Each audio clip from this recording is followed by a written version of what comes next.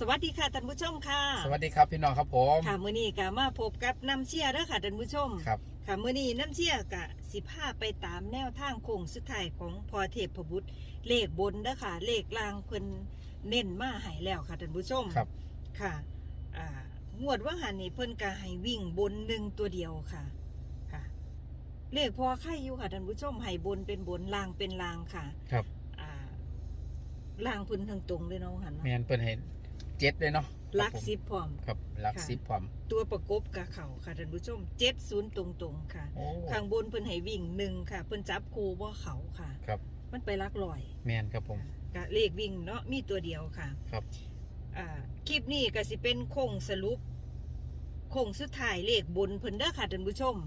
ค่ะ เอาก่อนอื่นสิไปรับชมรับฟังตัวเลขน้ำเชี่ยกะขอบพระคุณพอเด้อค่ะ ครับ ที่มอบแนวทางให้น้ำเชี่ยส่งต่อพี่น้องFCค่ะ ฝากกดติดตามกดไลค์กดแชร์เป็นกำลังใจให้น้ำเชี่ยกับเก่ามาเชี่ยในเด้อค่ะท่านผู้ชม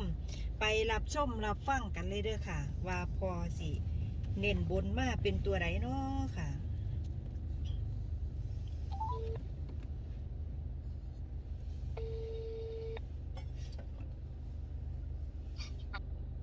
พ่อสวัสดีค่ะ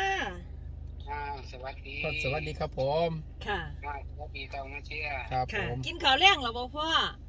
กินแล้ว ค่ะ ครับ โอ้มื้อนี้ได้หยังกินเนาะพ่อ อันย่ายบนต้มไก่ให้ตัว โอ้ค่ะ ต้มไก่บ่พอ ไก่เจียวประกอบ ครับ กินประกอบ อยากอยู่ที่พ่อบักกอกแซ่บ ครับปลาแดกตัว ต้นอยู่อันสนามบอลนี่ว่า มีแต่หมากบ่มีใบ โอ้ ๆมีแตะหมากบ่มีใบ แมนครับผม แม่นเป็นปุ่มอยู่ ค่ะโอ้บักกอกคันฝาดๆแซ่บๆอยู่ดิ แมน ค่ะ ครับปัดฟาดนี่ละต้นปัดฟาดหวานๆนะ แม่นอยู่พ่อ อืม ค่ะ ตำเต็มห้องแซ่บ พ่ออันคลิปนี้ก็สิเป็นโค้งสุดท้ายโค้งสรุปบนเนาะพ่อเนาะ แม่นคงที่ใต้ ค่ะโค้งสุดท้ายโค้งสรุปบนงวดว่าหันพ่อให้วิ่ง ตัวเดียวก็คือ1เนาะพ่อเนาะงวดว่าหันนี่ อืม ค่ะ งอนว่างหันประตูมีโคงสุดท้ายเนาะ แม่นพ่อ อ่า ค่ะลักลูกค่ะบนพ่อให้ก้อนปล่อยไปก้อนหนานั่นเนาะบนพ่อเพิ่นให้วิ่ง2กับ8ค่ะท่านผู้ชม ครับ ทีมแรก 2กับ8ค่ะตัวประกบ652ค่ะ ครับ เอาพ่อบานี้โค้งสุดท้ายสิเน้นเลขวิ่งเป็นตัวใดพ่อ เลขยิ่งกับแปด วิ่งบน แปด โอ้มี2ตัว2กับ8พ่อเน้น8 ยิ่งแปด เน้น8ค่ะ อีกฝั่งหนึงก็สิวิ่งหกไม่ได้ อืม มีหก52อีกฝั่งหนึ่ง ค่ะตัวประกบพ่อ อ่า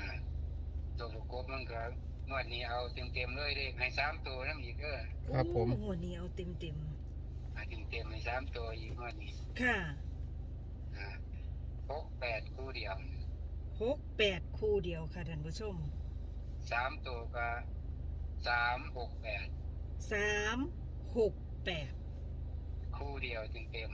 โอ้ คู่เดียวเต็มไม่ตรงก็โต๊ด ๆไม่ตรงก็ตัวตรงคิดว่าตรงๆ โอ้ ตรง หางเดียวเล่นๆไปเลย ครับ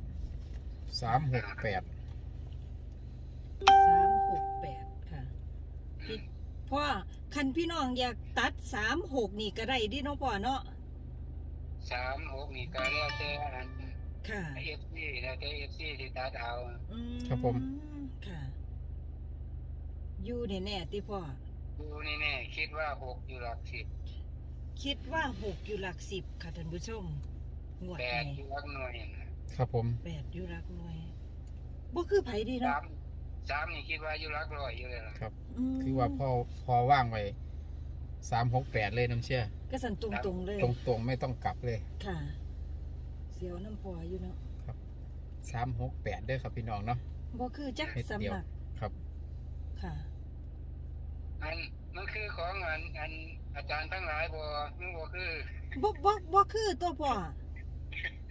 ฮะ บ่คือนี่ บ่ ครับ ค่ะ อืม แต่ว่าอันคัน68นี่สิไปลาง สิไปล่าง ค่ะ 68นี่มันอยู่บนอยู่แล้ว69น่ะมันอยู่ล่างแล้ว อืมค่ะ นี่คือ69 49เด้อล่างนั่น ค่ะ ครับพ่อ เพราะว่า ที่ปล่อยโคงก็ถ่ายวันน้ำเชี่ย แม่น ครับผม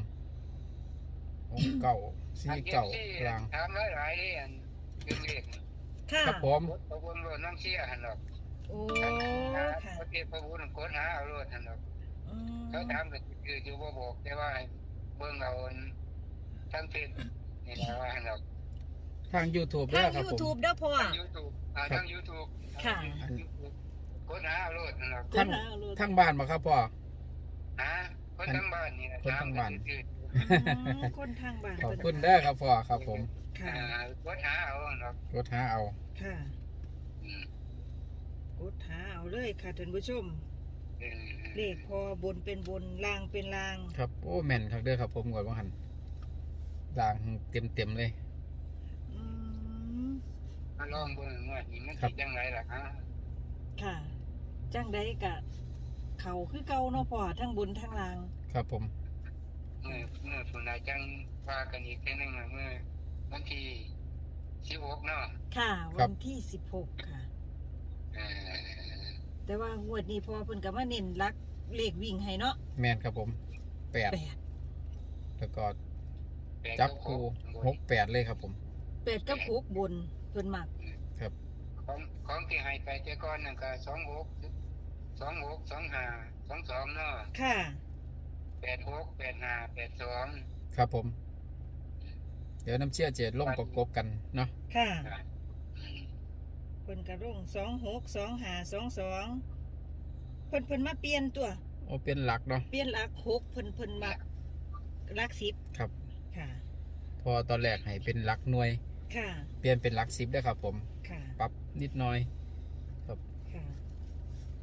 เอาบ่10ก็หน่วยแล้วเนาะพ่อ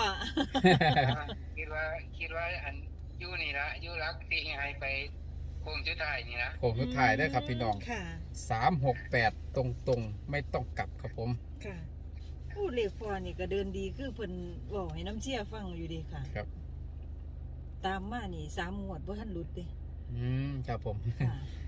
แม่น เลขเข้าทุกงวดเด้น้ำเชี่ยแม่นอีหลี ครับ อย่าเผลออย่าพลาดเด้อครับผม ครับ เลขบ่หลาย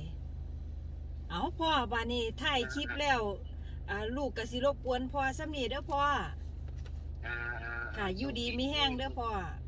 น้ำเชี่ยกับเก่ามาเชี่ยให้อยู่ดีมีแห้งเด้อให้โชคดีงวดสิมานี่ ค่ะพ่อก็ขอให้พ่ออยู่ดีมีแห้งนอนหลับฝันดีเด้อพ่อข ครั อบบ พระ ผม คุณพ่อหลายๆสวัสดี ส ค่ะ วัสดีครับ สวัสดี เอาครับพี่น้องครับผม ค่ะ